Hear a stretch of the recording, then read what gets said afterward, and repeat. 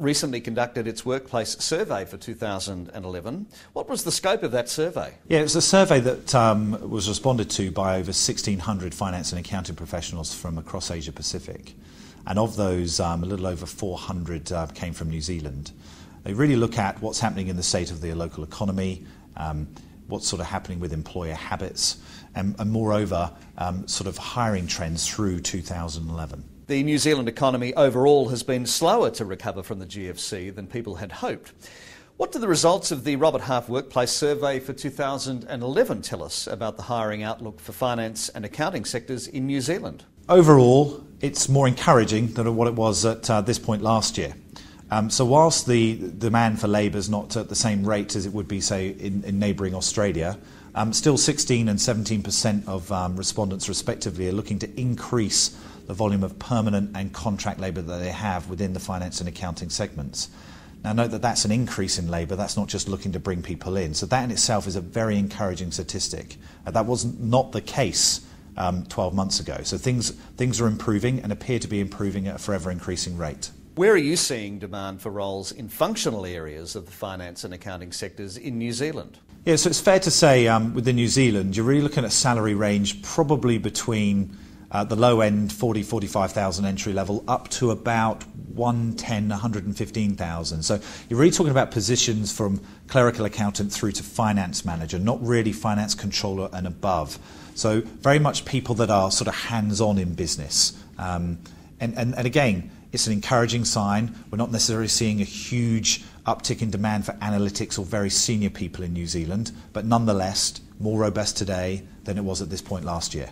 I should note that within FMCG, there is very much a bias towards sort of food-based organisations within that sector as opposed to consumer durables.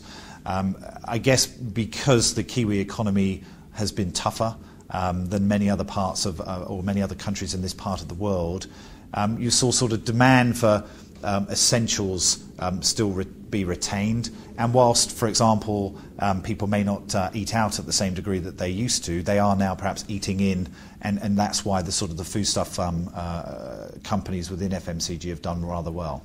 Do you see any long-term trends playing out over 2011? I think the long-term trend we're looking to see, or we think we're going to see in New Zealand, would be one of sort of steady improvement, steady growth.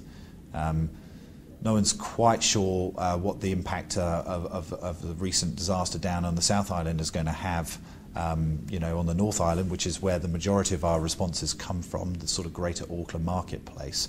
But nonetheless, it sort of looks like it's going to be steady improvement as we go through the course of the year. Do you see any bias towards temporary or contract staff over permanent hires at the moment, and will this continue during the year? So we're definitely seeing an uptick in the use of contract labour in New Zealand versus this point last year, and the reasons are a little bit different from neighbouring Australia.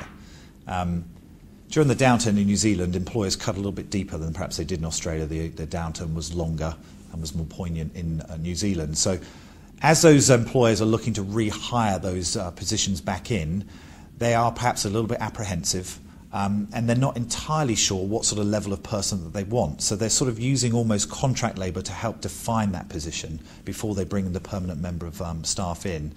We're not necessarily seeing huge volume of contractors being brought in while they look to sort of fill that role permanently, knowing exactly what they're looking for.